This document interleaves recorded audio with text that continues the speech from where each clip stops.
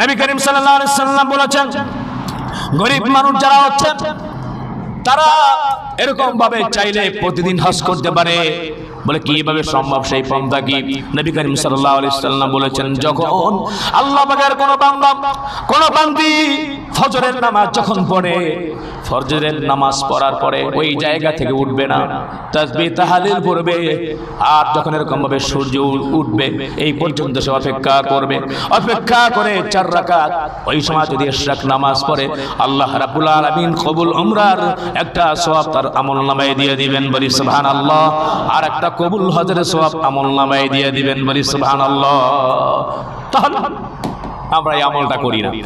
নবী করিম সাল্লাল্লাহু আলাইহি সাল্লাম বলেছেন, যারা নাকি গরিব মানুষ 20 রমজান থেকে সূর্য ডোবার আগ থেকে যেদিন ঈদের চাঁদ দেখা যাবে সেদিন সূর্যাস্ত পর্যন্ত ইবাদতের পাবন্দির সাথে যদি মসজিদে অবস্থান করে, এটাকে ইতিকাফ বলা হয়। যদি সে ইতিকাফ করে, এক হজ একটা উমরার সওয়াব আল্লাহ আমলনামায় দিয়ে দিবেন, বলি সুবহানাল্লাহ। আসসালামু আলাইকুম ওয়া রাহমাতুল্লাহি তাআলা ওয়া বারাকাতুহু।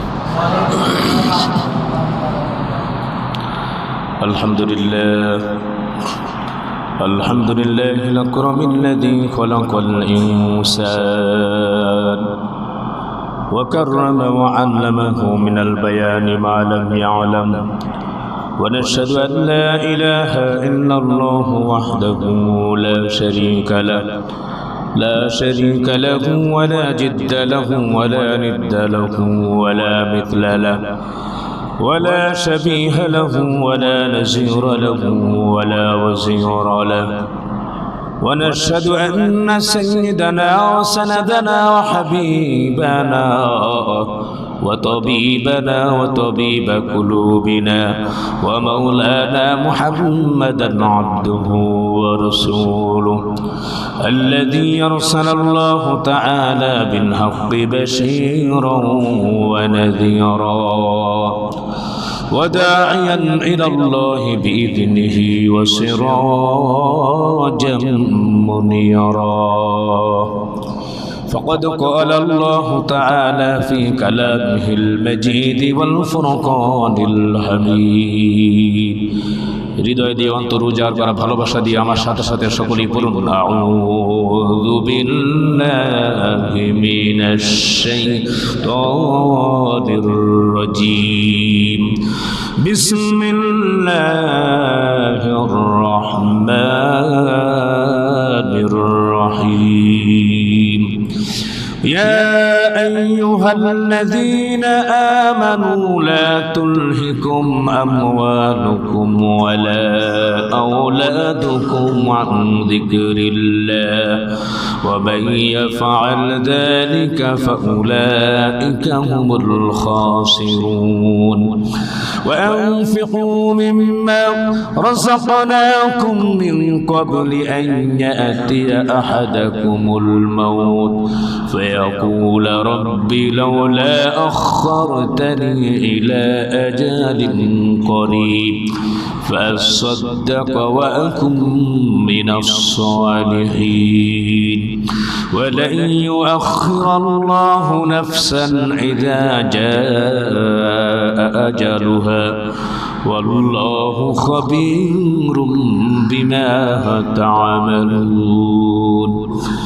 عن أبي هريرة رضي الله تعالى عنه قال قال النبي رسول الله صلى الله عليه وسلم سمعت رسول الله صلى الله عليه وسلم يقول إن يسير الرياء الشرك. رواه ابن ماجه. وقال الله تعالى في شان حبيبه ومحبوبه ومعشوقه مخبرا وآمرا إن الله وملائكته يصلون على النبي يا أيها الذين آمنوا صلوا عليه وسلموا تسليما. اللهم صل على محمد وعلى آل محمد كما صليت على إبراهيم وعلى آل إبراهيم إنك حميد مجيد. اللهم بارك على محمد وعلى آل محمد كما باركت على إبراهيم وعلى آل إبراهيم إنك حميد مجيد সকল নবীজির শ্রেষ্ঠ নবীজি যার তুলনা চলে না সকল নবীজির শ্রেষ্ঠ নবীজি যার তুলনা চলে না দুনিয়াতে তিনি দিলেন শান্তি সুখের ঠিকানা আল্লাহুম্মা সাল্লি আলা মুহাম্মাদ ওয়া আলা আলি মুহাম্মাদ কামা সাল্লাইতা আলা ইব্রাহিম ওয়া আলা আলি ইব্রাহিম ইন্নাকা হামিদুম মাজিদ আল্লাহুম্মা বারিক আলা মুহাম্মাদ ওয়া আলা আলি মুহাম্মাদ কামা বারাকতা আলা ইব্রাহিম ওয়া আলা আলি ইব্রাহিম ইন্নাকা হামিদুম মাজিদ अब सुल्तान मदीना मोहब्बत वही सकीना नूर से मामूर सीना मिश्क से बेहतर फसीना बलगल उला बिकमालिही कशफत दुजा बिजमालिही हसनत जमीउ खिसालिही सल्लु अलैहि वालिही मोहब्बत जिकिर करी ला इलाहा इल्लल्लाह ला इलाहा इल्लल्लाह ला इलाहा इल्लल्लाह ला इलाहा इल्लल्लाह यहाँ हम सब मुसाफिर है वही आकर ठिकाना कोई आगे रवाना है कोई पीछे रवाना मुसाफिर हर कुजा बाशद वतन रायत मीदरात चुबुलबुल दर कपश बाशद चमन रायत मीदरात ला इलाहा इल्लल्लाह ला इलाहा इल्लल्लाह لا إله إلا الله محمد رسول الله صلى الله عليه وسلم الحمد لله উপস্থিত ঐতিহ্যবাহী বাইতুন নূর জামে মসজিদ কমিটির সম্মানিত সদস্যবৃন্দ আমার চোখের মণি মাথার তাজ হযরত উলামায়ে কেরাম হুফাজ একরাম দূর দূরান্ত থেকে এলাকা থেকে আগত দিনদার ইমানদার মুত্তাকি ফরেজগার ভাইরা সম্মানিত মুরব্বিয়ান আওয়াম কলিজার টুকরো সম্মানিত যুবক ভাইরা পর্দার অন্তর আড়ালের মুহতারামা সম্মানিতা মা ও বোনেরা আমরা আল্লাহ সুবহানাহু ওয়া তাআলার দরবারে অসংখ্য অগণিত শুকরিয়া জ্ঞাপন করছি যে আল্লাহ সুবহানাহু ওয়া তাআলা আমাদেরকে জুমার নামাজের আহ্বানে সাড়া দিয়ে আল্লাহ পাকের ঘরে অতিথি হয়ে আজকে আসতে পেরেছি আমরা জুমার ফরজ নামাজের পূর্বে কোরআন এবং হাদিসের আলোকে আল্লাহ পাক তত্ত্বতাত্ত্বিক কিছু আলোচনা শোনার জন্য তৌফিক এনায়েত করলেন সেই মাহবুদের দরবারে ইলাহিতে ঈমানের আওয়াজকে উঁচু করে সমস্বরে সকলেই শুকর আদার্থে বলছি আলহামদুলিল্লাহ। সম্মানিত ভাইয়েরা আমার, আল্লাহ রাব্বুল আলামিন এই পৃথিবীতে মানব সৃষ্টি করেছেন, খামোখা সৃষ্টি করেননি, নিশ্চয়ই উদ্দেশ্য আছে, কারণ আছে। তিনি বলেছেন ওমা খালাকতুল জিন্না ওয়াল ইনসা ইল্লা লিয়াবুদুন, হি ক্রিয়েটেড ম্যান এন্ড জিন ফর হিজ ওয়ারশিপ, একমাত্র ইবাদতের জন্য আল্লাহ সুবহানাহু ওয়া তাআলা পৃথিবীর মানব মণ্ডলীকে সৃষ্টি করেছেন। শুধু তাই না, আল্লাহ সুবহানাহু ওয়া তাআলা আসমান জমিন নক্ষত্ররাজি বৃক্ষরাজি পাক পাখালি সবকিছু আল্লাহ পাক সৃষ্টি করেছেন, এগুলো মানবের কল্যাণের জন্য। তো এরাও আল্লাহ সুবহানাহু ওয়া তাআলার তাসবিহ পড়ে, আমরা বলি সুবহানাল্লাহ। আল্লাহ রাব্বুল আলামিন নিজে কালামে মাজিদে বলেছেন সাববাহা লিল্লাহি মা ফিস সামাওয়াতি ওয়া মা ফিল আরদ ওয়া হুয়াল আজিজুল হাকীম। যদি বলি আল্লাহু আকবার। আল্লাহ তাআলা বললেন রয়েছে যে আকাশে আর জমিনের উপরে আল্লাহর মহিমা সবাই ঘোষণা করে, পরাক্রমশালী তিনি হন অতিশয়, আর রয়েছেন তিনি বিশাল প্রজ্ঞাময়। বলেন সুবহানাল্লাহ। তো সবাই তাসবিহ পড়ে একমাত্র আল্লাহ সুবহানাহু ওয়া তাআলা। প্রিয় হাজিরিন, এখন জিলকদ মাস চলতেছে, আপনারা জানেন শাওয়াল, জিলকদ এবং জিলহজ এই তিনটি মাস হচ্ছে হজের মাস। তো আল্লাহ সুবহানাহু ওয়া তাআলা যাদেরকে টাকা দিয়েছেন, অর্থ দিয়েছেন, পয়সা দিয়েছেন, শারীরিক সবলতা দান করেছেন, শুধু টাকা আছে কিন্তু সে অসুস্থ, দুর্বল, হাঁটতে পারে না, চলতে পারে না, সে যেতে পারবে না। আবার দেখা গেছে শারীরিক পরিপূর্ণভাবে ক্ষমতা আছে, অক্ষমতা নেই, কিন্তু সে মক্কা থেকে, মদিনা থেকে, সৌদি আরব থেকে বাংলাদেশ পর্যন্ত যাতায়াত করার যে অ্যাবিলিটি, শক্তি, সামর্থ্য, দক্ষতা, যে অর্থ দরকার সে অর্থ তার নেই, তাহলে সেও যেতে পারবে না। তাহলে বোঝা গেছে দুটোটাই দরকার। তো অনেকেরই এরকম ভাবে আল্লাহ রাব্বুল আলামিন অর্থ দিয়েছেন, টাকা দিয়েছেন, পয়সা দিয়েছেন। তো হজ এটি অন্যতম একটি ইবাদত। যার জীবনে হজ্জ মাবরুর নসিব হয়েছে সে বিনা হিসাবে তার জন্য জান্নাত সে ওয়াজিব করে রেখেছে, বলি সুবহানাল্লাহ। নবী করিম সাল্লাল্লাহু আলাইহি ওয়াসাল্লাম বলেছেন, আল হজ্জুল মাবরুর লাইসা লাহু জাযাউন ইল্লা আল জান্নাহ। হজ্জ মাবরুরের পুরস্কার একমাত্র জান্নাত, বলি সুবহানাল্লাহ। প্রিয় হাজিরিন, হজ অর্থ সংকল্প করা, ইচ্ছা করা, ইরাদা করা। আর পারিভাষিক ভাষায় হচ্ছে নির্দিষ্ট মাসে, নির্দিষ্ট দিনে, নির্দিষ্ট স্থানে আল্লাহ পাকের হুকুম অনুযায়ী কোরআন এবং হাদিসের আলোকে শরীয়ত সম্মত কিছু কাজে আঞ্জাম দেওয়ার নাম হচ্ছে হজ, বলি সুবহানাল্লাহ। আপনারা জানেন যে আল্লাহ সুবহানাহু ওয়া তাআলা হযরত ইব্রাহিম আলাইহিস সালামকে বললেন, যখন একেবারে কাবা ঘরের জায়গা নিশ্চিহ্ন হয়ে গিয়েছিল, তখন আল্লাহ তাআলা বললেন, ওয়াদ্দিন ফিন নাসি বিল হজ্জি ইয়াতুকা রিজালান ওয়া আলা কুল্লি দামিরি ইয়াতিনা মিন কুল্লি ফাজ্জিন আমিক, বলি আল্লাহু আকবার। আল্লাহ সুবহানাহু ওয়া তাআলা বললেন, যখন কাবাঘর পরিপূর্ণভাবে নির্মাণ হয়ে গেল, হযরতে ইব্রাহিম এবং ইসমাঈল আলাইহিস সালাম যখন নির্মাণ করলেন, আল্লাহ তাআলার কাছে দোয়া করেন, আল্লাহ তুমি কবুল করে নাও। তো আল্লাহ সুবহানাহু ওয়া তাআলা কবুল করলেন এবং তিনি বললেন যে ইব্রাহিম, এখন তুমি সারা পৃথিবীর মানুষদেরকে জানিয়ে দাও, ঘোষণা দিয়ে দাও। হযরত ইব্রাহিম আলাইহিস সালাম বললেন, আল্লাহ আমার দ্বারা কিভাবে সম্ভব? তো আবু কুবাইস পাহাড়ের উপরে অথবা তিনি সাফা মারওয়ার উপরে আল্লাহ পাকের হুকুমে দাঁড়িয়ে তিনি আহ্বান করলেন, ঘোষণা করলেন, আযান দিলেন।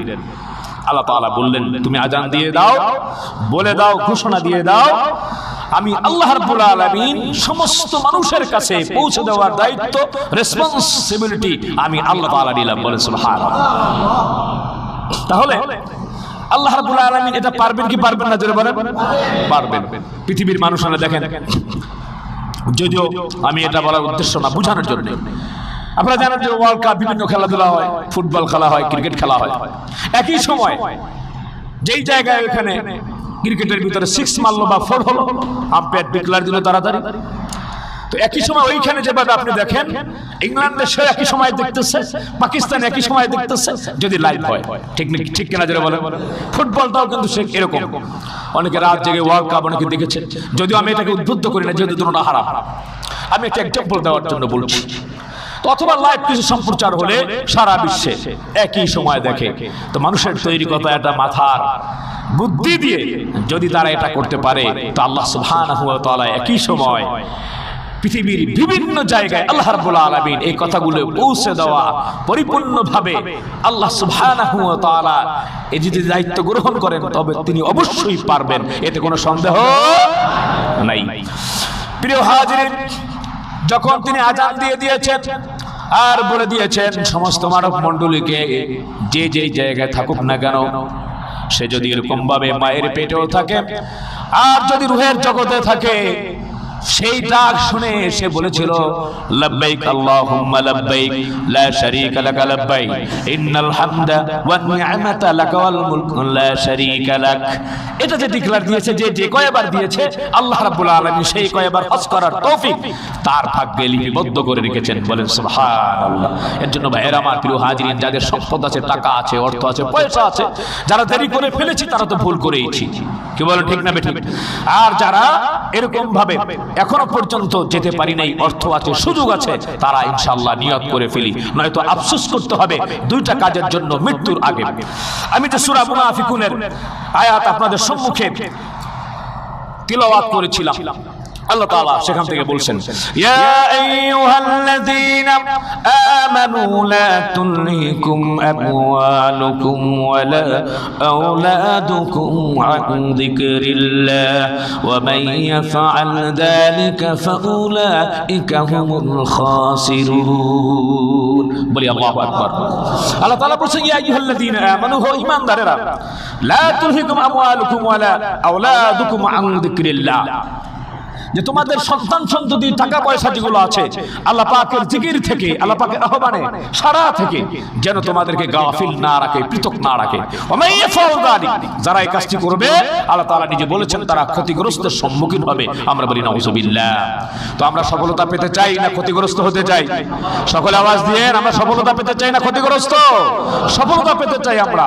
তাহলে সম্মানিত ভাইরা আমার প্রিয় হাজিরিন, তাহলে খেয়াল করতে হবে আমাদের অর্থ, টাকা পয়সা, সন্তান সন্ততি আল্লাহ পাকের জিকির থেকে, আল্লাহ পাকের ইবাদতের আহ্বান থেকে আমাদেরকে যাতে পৃথক না করতে পারে, ঠিক কিনা জোরে বলেন? আর তারা সেদিন আফসোস করবে, আর তারা বলতে থাকবে। আল্লাহ তাআলা বলছেন, ওয়া আনফিকু মিম্মা রাযাকনাকুম মিন ক্বাবলি আন ইয়াতিয়া আহাদাকুমুল মাউত ফায়াকুল রাব্বি লাউলা আখখারতানি ইলা আজালিন قريب فأصدق وأكن من الصالحين। বলি আল্লাহু আকবার। আল্লাহ রাব্বুল আলামিন বলেন, ওয়া আনফিকু মিম্মা রাযাকনাকুম, আমি যে তোমাদেরকে রিজিক দিয়েছি, রিজিক সেটা এরকম ভাবে শস্য হতে পারে, খাবার হতে পারে, টাকা হতে পারে, ধন সম্পদ হতে পারে। আমি যে তোমাকে রিজিক দিয়েছি, ওয়া আনফিকু, তোমরা সেটা খরচ করো, মিন ক্বাবলি আন ইয়াতি আহাদাকুমুল মাউত, মৃত্যু আসার আগে। কার কখন মৃত্যু আসে বলা যায় না, ঠিক না বেঠিক বলেন? এমন হতে পারে ভাইয়েরা আমার, আমরা যারা এখানে নামাজ পড়তে এসেছি, জীবনের শেষ নামাজ হতে পারে অনেকের, ঠিক কিনা জোরে বলে? এরকম হতে পারে। আল্লাহ তাআলা বলেন, মিন ক্বাবলি আন ইয়াতি আহাদাকুমুল মাউত, মৃত্যু আসার পূর্বে, নয়তো এরকম ভাবে আফসোস করবে। নবী করিম সাল্লাল্লাহু আলাইহি সাল্লাম বলছেন, যার হজ ফরজ হলো, যে হজ না করে দুনিয়া থেকে যদি বিদায় হয়ে যায়, ইহুদি হয়ে মরুক, খ্রিস্টান হয়ে মরুক, আমার কোনো পরোয়া নাই। বলেন নাউযুবিল্লাহ। প্রিয় হাজিরিন, আর যখন মৃত্যু এসে যাবে তখন সে বলবে, ফায়াকুল রাব্বি লাউলা আখখারতানি ইলা আজালিন করিম, আল্লাহ তাআলা আমাকে আল্লাহ তাআলা আর কিছু সময় তুমি দিলে না কেন, আর একটু অবকাশ তুমি দিলে না কেন? আল্লাহ তাআলা বলবেন, যার কোন সময় দেওয়া হবে না, নির্দিষ্ট সময় যখন এসে যাবে, ওই আল্লাহ পাকের বান্দা সে বলবে, আল্লাহ তাআলা যদি আরেকটু সময় দিতা, ফাআসাদদাকা ওয়া আকুম মিনাস সালিহিন, নেককার, দিনদার এবং ফরজগার হয়ে যাইতাম। সে বলবে আল্লাহর কাছে, ফাআসাদদাকা ওয়া আকুম মিনাস সালিহিন। আল্লাহ তাআলা বলছেন, এতটা সময় তোমাকে দেওয়া হলো, তুমি কি শিক্ষা নওনি? তোমার আত্মীয় স্বজনের ভিতরে তোমার খালু, তোমার মামা, তোমার দাদা, তোমার নানি, তোমার বাবা, তোমার মা, তোমার আত্মীয় স্বজন, বন্ধু বান্ধব অনেকে বিদায় হয়ে গিয়েছে, একসাথে খেয়েছো, একসাথে কথা বলেছো, খেলাধুলা করেছো, আবার তার জানাজা তুমিই পড়েছো। কেন শিক্ষা নিলে না তুমি? আমরা তো শিক্ষা নেই না। বন্ধু বান্ধব, আত্মীয় স্বজনের জানাজা আমরা পড়ছি কি পড়ি নাই? বলেন, পড়েছি। সেখান থেকে শিক্ষা নেওয়া দরকার। তারা যেরকম কবরের যাত্রী হয়েছে, আমরা এরকম ভাবে কবরের যাত্রী হয়ে যাব। কিন্তু কি নিয়ে যাব ভাই? যদি এরকম ভাবে নেক আমল নিয়ে না যাই, তাহলে আমাদের জীবনটা ব্যর্থতায় পর্যবসিত হবে পরকালে। নবী করিম সাল্লাল্লাহু আলাইহি সাল্লাম বলেছেন, আদ-দুনিয়া মাজরাআতুল আখিরা, দুনিয়া হচ্ছে আখিরাতের কৃষিক্ষেত্র। এখানে যত ইবাদত করবেন, এর ফসল যা কিছু আছে আপনি পরকালে ইনশাআল্লাহ ভোগ করতে পারবেন ইনশাআল্লাহ। আল্লাহ তাআলা বলেছেন ওয়ালা ইউখিরাল্লাহু নাফসান ইযা জাআ আজালুহা আল্লাহু খাবীরুম বিমা তা'মালুন। নির্দিষ্ট সময় যখন এসে যাবে আর তোমাকে কোনো অবকাশ দেওয়া হবে না, আর সময় দেওয়া হবে না। তুমি যেভাবে কাজ করছো আল্লাহ রাব্বুল আলামিন পরিপূর্ণভাবে সেই ব্যাপারে অবহিত রয়েছেন। এর জন্য প্রিয় হাজিরিন, মুসলিম শরীফের হাদিসের ভিতরে রয়েছে মাম্মা তাওয়ালাম ইয়াহুজ্জা ওয়া আলাইহিল হাজ্জু ফালিয়ামুত ইনশা ইয়াহুদিয়্যা ওয়া ইনশা নাসরানিয়্যা। যাদের হজ ফরজ হয়ে গিয়েছে সে যদি হজ না করে মারা যায়, আল্লাহর নবী বলেছেন ইহুদি হয়ে মরুক বা খ্রিস্টান হয়ে মরুক, আমার কোনো পরোয়া নাই। বলি নাউজুবিল্লাহ। তাহলে আমরা ইহুদি হয়ে খ্রিস্টান হয়ে মরতে চাই? জোরে বলেন মরতে চাই না। বড়ই দুঃখ, আফসোস এবং পরিতাপের বিষয়, ইহুদি এবং খ্রিস্টান আমরা মসজিদে জবাব দিলাম, হতে চাই না, কিন্তু তাদের কালচার সর্বত্র আমরা গ্রহণ করছি। নাউজুবিল্লাহ মিন যালিক। আমাদের চলতে ফিরতে, উঠতে বসতে, আমাদের খাবার দাবারে বিভিন্ন জায়গায় এই আয়োজনগুলি চলতেছে। আল্লাহ আমাদেরকে সঠিক মুসলমান হওয়ার তৌফিক দান করেন, আমরা বলি আমিন। সম্মানিত ভাইয়েরা আমার, হজের ভিতরে যারা যদি হজ করতে যায় দুনিয়া থেকে বিদায় হয়ে যায়, আল্লাহ রাব্বুল আলামিন শহীদ মৃত্যু নসিব করে দিবেন, বলেন সুবহানাল্লাহ। আর যদি ফিরে আসে গাজীর মর্যাদা আল্লাহ তাআলা তাকে দিয়ে দিবেন, বলি সুবহানাল্লাহ। হজ এমন একটি বিষয়, দেখেন বর্তমানে আমরা অনেকে জিহাদে শরীক হতে পারি না। জিহাদে যারা শরীক হলো আল্লাহ তাআলা তাদের ব্যাপারে বলেছেন ওয়ালা তাকুলু লিমান ইকতালু ফি সাবিলিল্লাহি আমওয়াত বাল আহইয়া ওয়ালাকিন লা তাশউরুন। যারা আল্লাহর পথে জীবন দিল, যারা নিহত হলো, তাদেরকে মৃত্যু বলো না, তারা শহীদ। আল্লাহ তাআলা নিজে বলেছেন, অন্যত্র আল্লাহ বলেছেন ওয়ালা তাহসাবান্নাল্লাযীনা কুতিলু ফি সাবিলিল্লাহি আমওয়াতা। যারা আল্লাহর পথে জান দিল, জীবন দিল, তারা শহীদ, তাদেরকে মৃত্যু বলো না, বাল আহইয়াউন ইনদা রাব্বিহিম ইরসাকুন। আমার থেকে রিজেক্ট প্রাপ্ত হয়, বলেন সুবহানাল্লাহ। তাহলে আপনি চিন্তা করেন, একটা মানুষ যদি জীবিত থাকে তার খাবারের রিজিকের প্রয়োজন হয় কি হয় না? আওয়াজ দেন আপনারা, হয় কি হয় না? তাহলে বোঝা গেল কি এই মানুষটা মৃত্যু হয়েও আল্লাহ রাব্বুল আলামিন তাকে জীবিত রেখেছেন, বলি সুবহানাল্লাহ। প্রিয় হাজিরিন, হিসাব মিলাবার বিষয় বর্তমান আল্লাহর নবীকে নিয়ে বিভিন্ন রকম প্রপাগান্ডা ছড়াচ্ছে। এই বিষয়টা প্রয়োজন নাই। তারপর একজন ভদ্রলোক, আমাদের প্রিয় ভাই, একজন ভাই, তিনি বলছেন নবী করিম সাল্লাল্লাহু আলাইহি ওয়াসাল্লাম 40 বছর সময় নবুয়তি পেয়েছেন। এটা তিনি কেন বললেন? এই কথাকে সামনে করে আরেকজন আবার এক ভণ্ড বেদাতি সে মামলা করে। আস্তাগফিরুল্লাহ। তার বোঝার কতটাই, হ্যাঁ, নবী করিম সাল্লাল্লাহু আলাইহি ওয়াসাল্লাম তো তিনি তো আল্লাহ রাব্বুল আলামিন তাকে এই পৃথিবীর ভিতরে নবী করে পাঠিয়েছেন। ওয়া মা আরসালনাকা ইল্লা রাহমাতাল লিল আলামিন। আল্লাহ তাআলা নিজে বলেছেন, পাঠিয়েছি তোমায় আমি জগতের তরে সকলের জন্য সেটাই রহমত করে। আমরা বলি সুবহানাল্লাহ।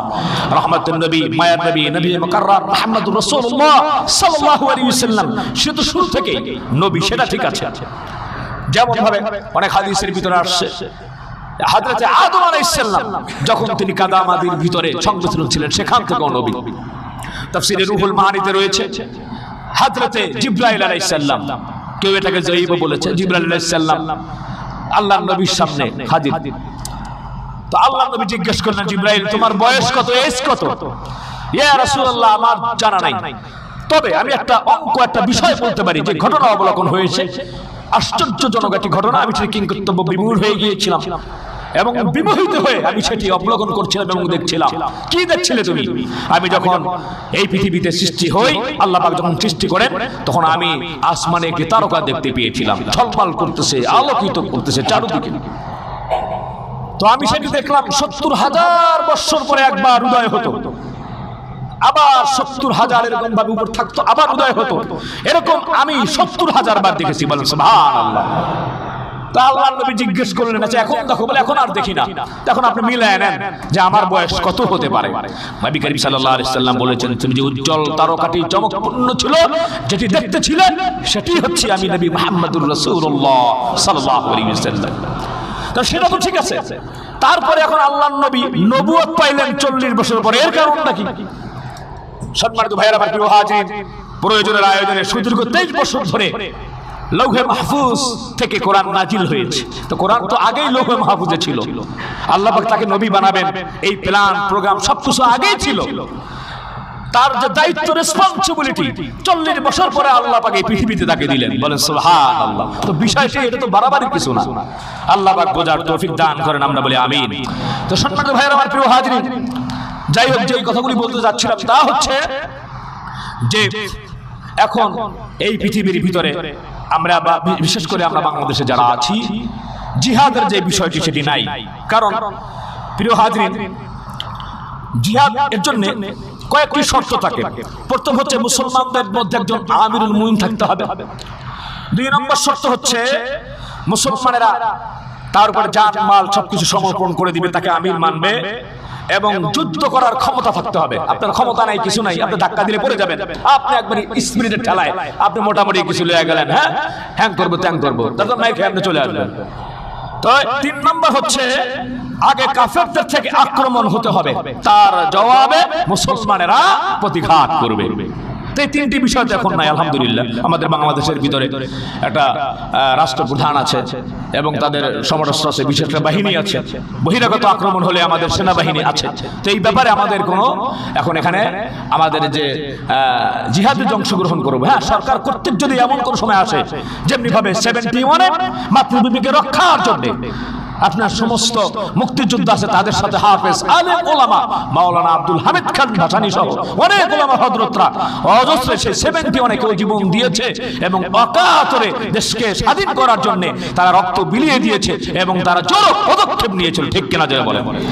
এর কারণে আমরা যেরকম স্বাধীনতা পেয়েছি, এরকম যদি আসে দেশকে মাতৃভূমিকে রক্ষা করার জন্য, নবী করিম সাল্লাল্লাহু আলাইহি ওয়াসাল্লাম সম্মানকে অক্ষুণ্ণ রাখার জন্য, আল্লাহ পাকের সম্মানকে অক্ষুণ্ণ রাখার জন্য, কোরআনের সম্মানকে অক্ষুণ্ণ রাখার জন্য, প্রিয় হাজিরিন অবশ্যই আমাদের জীবনকে বিপন্ন করে দিয়ে আল্লাহ রাব্বুল আলামিনের সান্নিধ্য অর্জন করার জন্য আমাদের প্রচেষ্টা চালাতে হবে ইনশাআল্লাহ।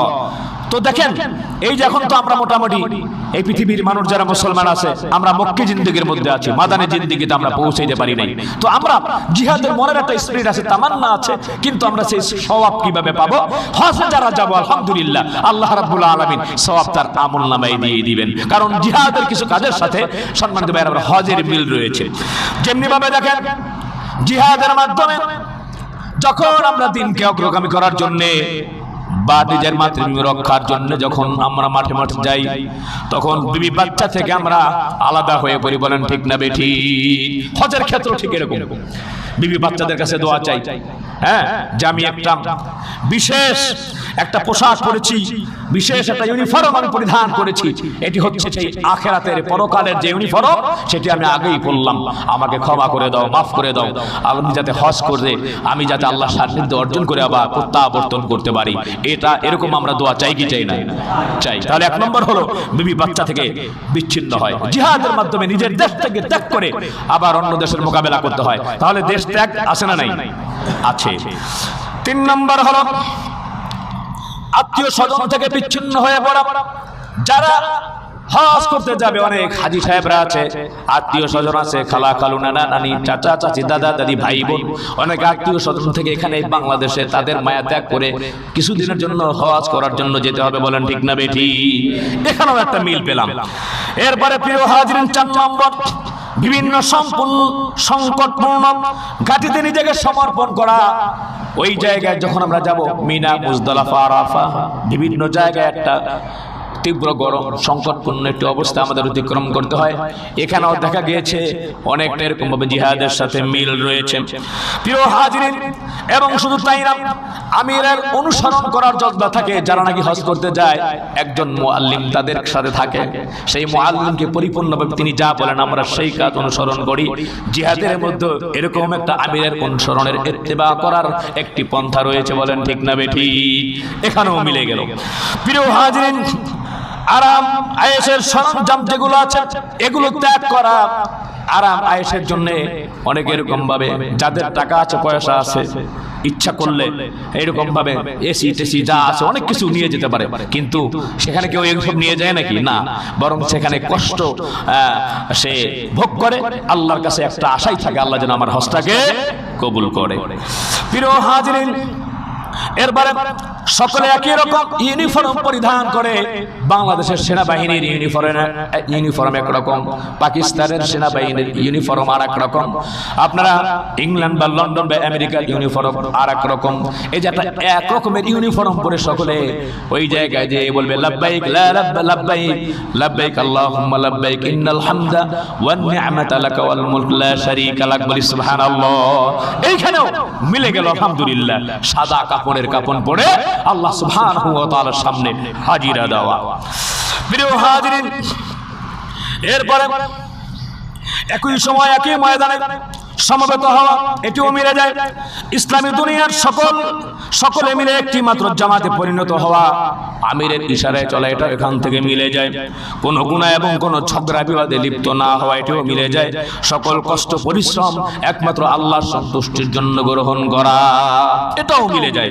সারা জীবনের দুঃখ কষ্ট সব কিছুকে জলাঞ্জলি দিয়ে আল্লাহ তাআলার রেজামন্দির জন্য নিজেকে কবুল করে নেওয়া। জিহাদের সাথে প্রিয় হাজির হজের সাথে অনেক মিল রয়েছে। এর জন্য যদি কোনো আল্লাহর বান্দা যদি হজের জন্য এরাদা করে, ইচ্ছা পোষণ করে, হজ করতে পারলো না, পথের মধ্যে যদি মারা যায়, জিহাদের সওয়াব পাবে, হজের সওয়াব আমলনামায় দিয়ে দিবে, বলি সুবহানাল্লাহ। তাহলে এখনই আলহামদুলিল্লাহ আমরা নিয়ত করব, আল্লাহ তাআলা তৌফিক দান করেন, আমরা বলি আমিন। কি বলেন, আল্লাহ দিতে পারেন কি পারেন না? এটা জোরে বলেন, পারেন কি পারেন না? পারেন। আরে বান্দা যেভাবে আল্লাহকে মনে করবে, আল্লাহ পাক সেরকম ফলাফল দিবে। আল্লাহ তো কত খুশি। আল্লাহ তাআলা বলেন, মান আকবালা ইলাইয়া তালাক্কাইতাহু মিন বাঈদ, বান্দা যদি আমার দিকে একটু আসে, আমি তাকে নিজের সামনে যে সাদর সম্ভাষণ জানিয়ে আমি তাকে নিজের কুদরতে কোলে গ্রহণ করি, বলেন সুবহানাল্লাহ।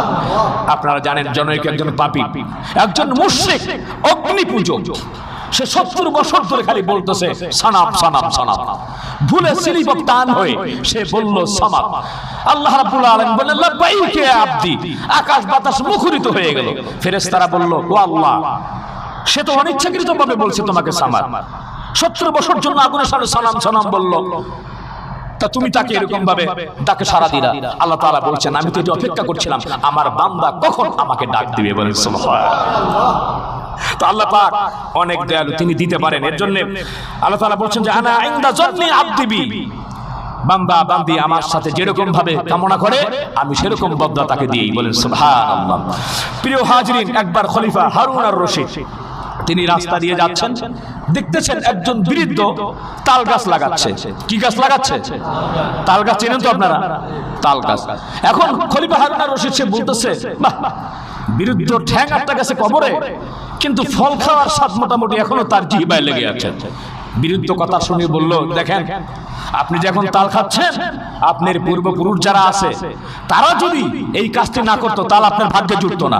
আমি তো নিজে খাওয়ার জন্য না, আমাদের ভবিষ্যৎ প্রজন্ম তারা এরকম ভাবে ছায়া পাবে, আশ্রয় পাবে, এর জন্য বৃক্ষরোপণ করা একটি সাদকায়ে জারিয়া, বলি সুবহানাল্লাহ। আজকে যে চারদিকে যে বিপর্যয়, বায়ুমণ্ডলের যে প্রবলেম, সমস্যা, জলবায়ুর পরিবর্তনের জন্য আমাদের সকলকে বাড়ির আঙ্গিনা অবশ্যই বৃক্ষরোপণ করতে হবে। যে যেখানে যায় থাকি না কেন, আল্লাহ তাআলা তৌফিক দান করেন, আমরা বলি আমিন। তো বৃক্ষরোপণ কর্মসূচি সে এরকম ভাবে উদ্ভাবন করতেছে।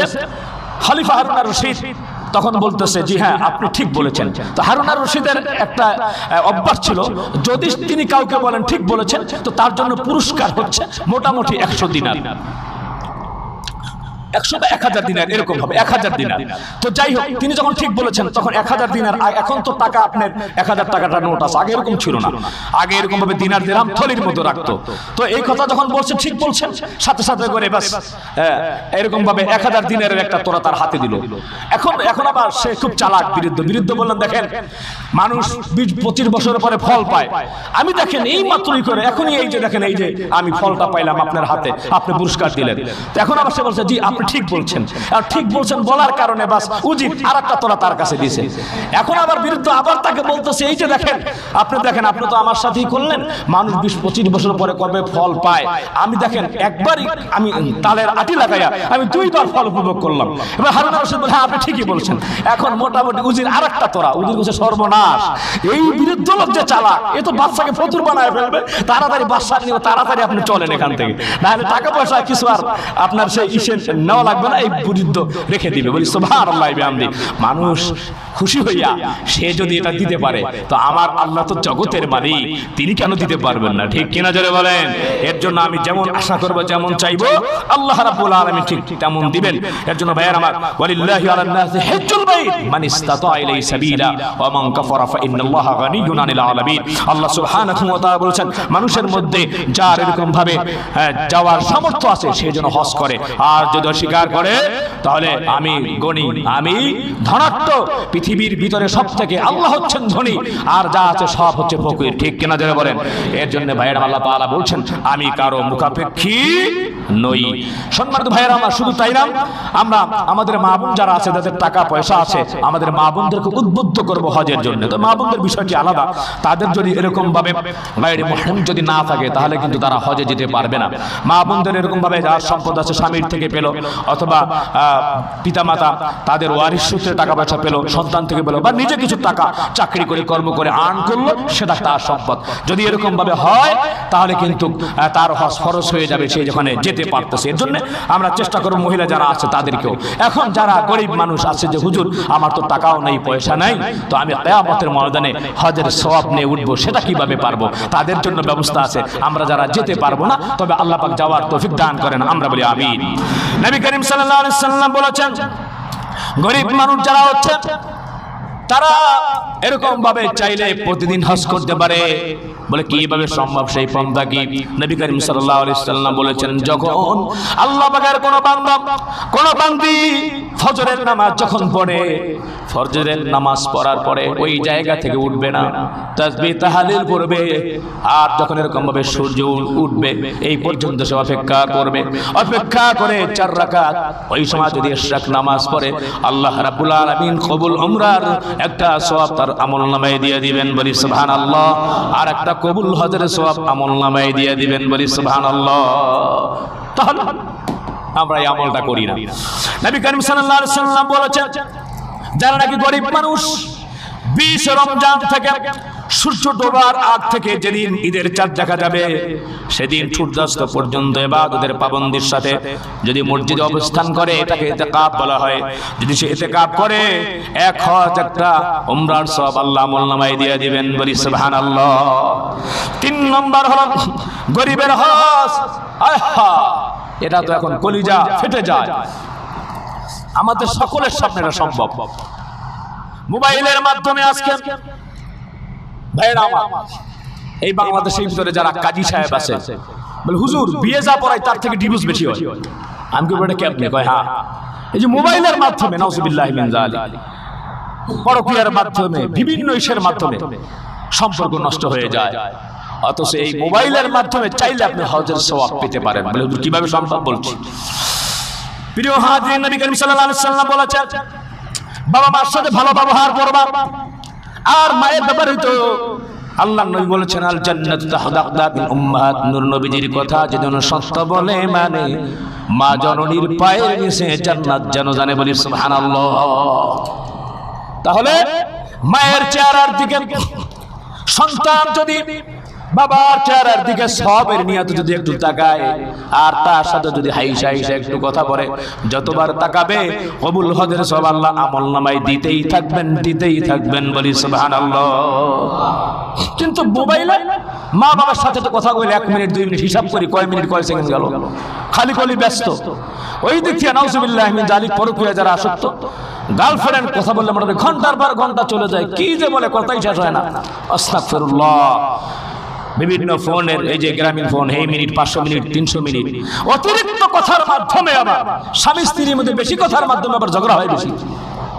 এটা ওই মিনিটের দোষ। সে চিন্তা করে মোটামুটি আজকে ঝগড়াঝাটি যাই হোক, 50 মিনিট যখন আছে বা 100 মিনিট যখন আছে, শেষ তো হয়েই যাবে, আজকে কথা কই। তো কথা বলে মোটামুটি বিভিন্ন রকমের কথা, এটা শয়তানের, এটার ভিতরে আরো কিছু ঢুকায় দেয়। তো বেশি কথার মাধ্যমে নিজের জিহ্বাটাকে আপনার কন্ট্রোল করতে পারি না। এজন্য আনাস ইবনে আমর রাদিয়াল্লাহু তাআলা قال নবী রাসূলুল্লাহ সাল্লাল্লাহু আলাইহি ওয়াসাল্লাম, আমলিক আলাইকা নিসাক। জিজ্ঞেস করলেন, ইয়া রাসূলুল্লাহ, মান নাজা, মুক্তি পাওয়ার পথ কি? What is the salvation? 1 নম্বরে নবী করিম সাল্লাল্লাহু আলাইহি ওয়াসাল্লাম বলেন, আমলিক আলাইকা লিসানাক, কন্ট্রোল ইউর টাং, তোমার জিহ্বাটাকে তুমি কন্ট্রোল করো, জিহ্বাটাকে তুমি সংযত রাখো। প্রিয় হাজিরিন, বেশি কথার মাধ্যমে ঝগড়াঝাটি বেশি হয়ে থাকে। আর বেশি কথা যদি আল্লাহর সাথে বলেন, আল্লাহর সাথে নিবিড় সম্পর্ক স্থাপন হবে, অন্তর নরম হবে। বিশ্বাস না করে দেখেন, সারা রাত গল্প গুজব না কইরা সারা রাত তাহাজ্জুদ পড়েন, জিকির করেন, কোরআন শরীফ পড়েন, দেখবেন যে অন্তর নরম হয়ে গেছে, চোখ থেকে পানি পড়তেছে, নামাজ পড়তে মজা লাগতেছে। রমজান চলে গেল, রমজানে আমরা কত রকমের ইবাদত করেছি, আলহামদুলিল্লাহ কোনো কষ্ট হয় না। রমজানে পরেও স্পিরিটটা ছিল, এখন অনেকে আবার একটু ড্যাম হয়ে গেছে। প্রিয় হাজিরিন, 4 নাম্বার হলো যে গরিব টাকার অভাবে হজ করতে পারলো না, কিন্তু মৃত্যু পর্যন্ত কামনা ছিল যদি হজ ফরজ হওয়ার মতো টাকা হয় সঙ্গে সঙ্গে হজ করব। এরকম গরিব মানুষ যদি দুনিয়া থেকে বিদায় হয়ে যায়, হজ করতে পারলো না, ওই হজের সব আল্লাহ রাব্বুল আলামিন তার আমলনামায় দিয়ে দিবেন। বলি সুবহানাল্লাহ।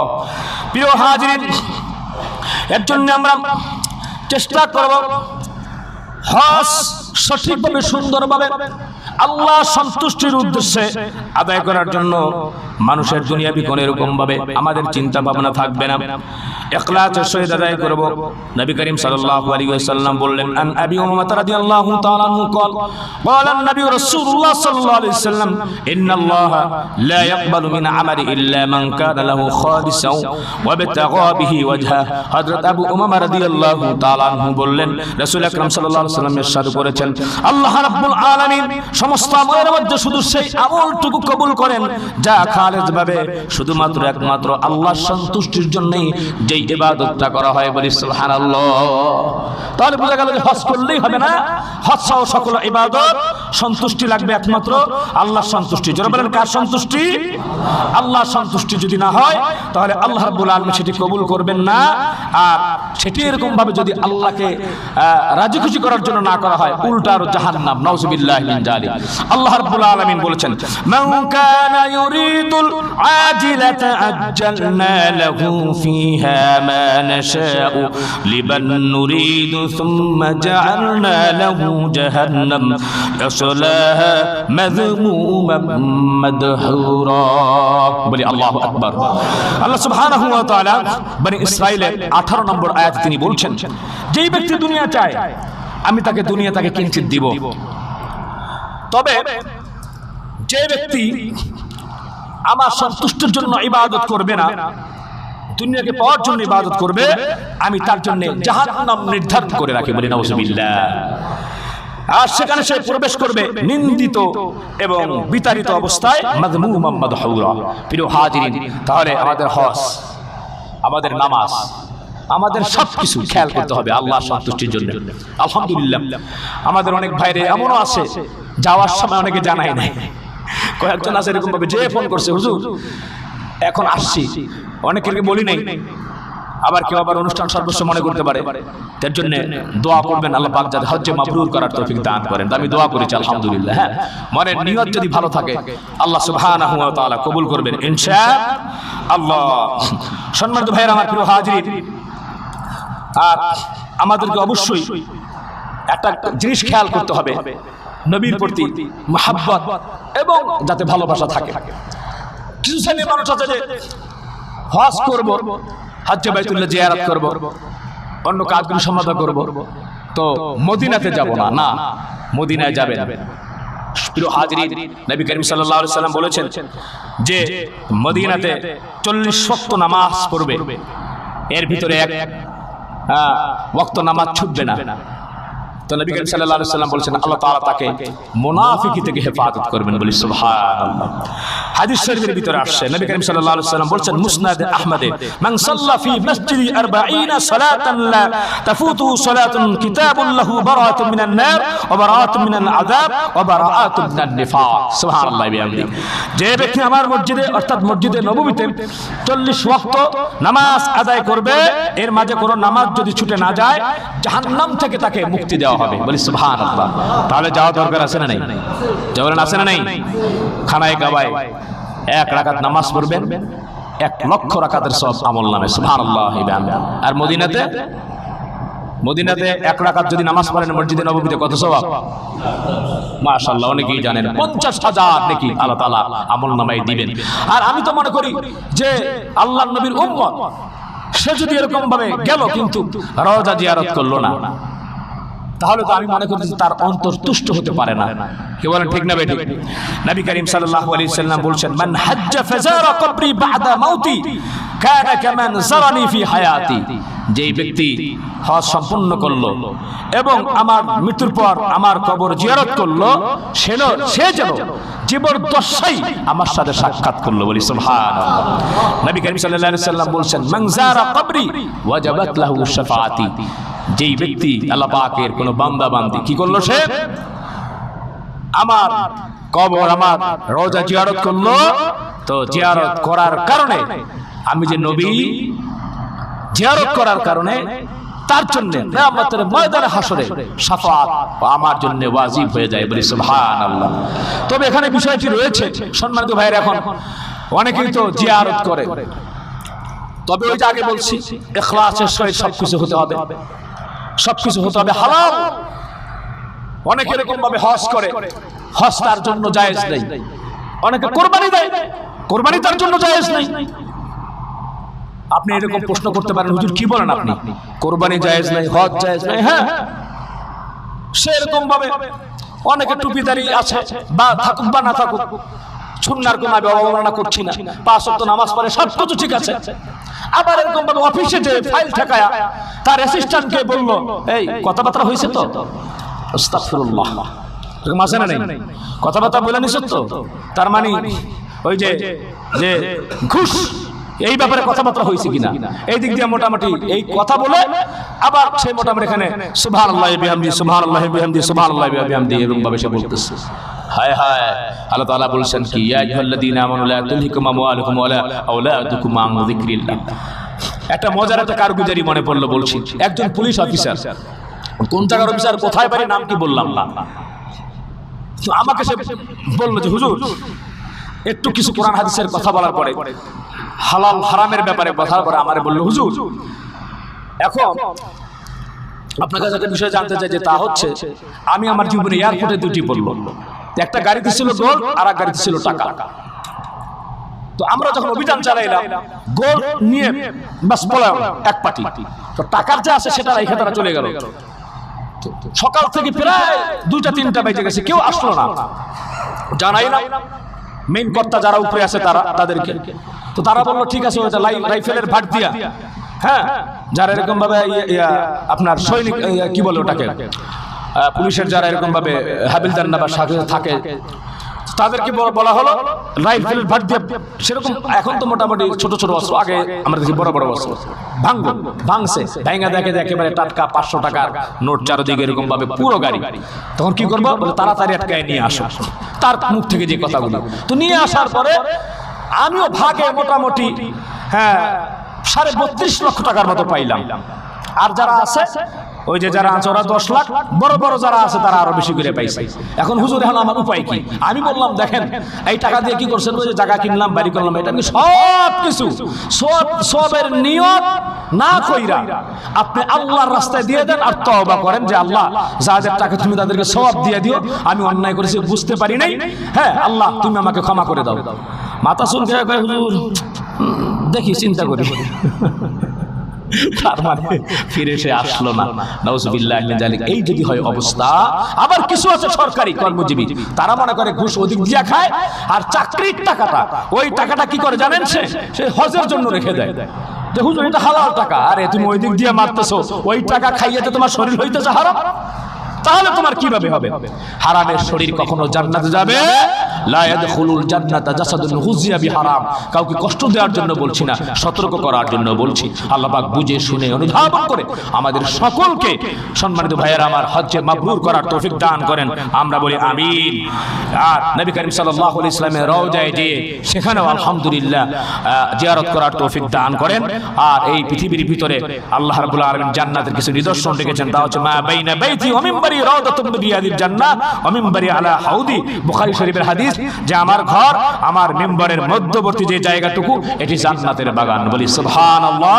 এবং আমার মিম্বর আমার হাউজে কাউসারের উপরে, জান্নাতের যে হাউজে কাউসার হবে, আমরা যে পানি পান করব পিপাসার্ত অবস্থায়, তৃষ্ণার্ত অবস্থায়, যেই পানি পান করলে আর কোনো তৃষ্ণা লাগবে না, তো সেই জায়গাটা মিম্বরটা হচ্ছে হাউজে কাউসারের উপর। সুবহানাল্লাহ বিহামদি। যাদের তৌফিক আছে মদিনাতে যেয়ে দেখে আসবে ইনশাআল্লাহ। এটি কুদরতের নিদর্শন চারদিকে আছে। আল্লাহ পাক যাওয়ার তৌফিক দান করুন।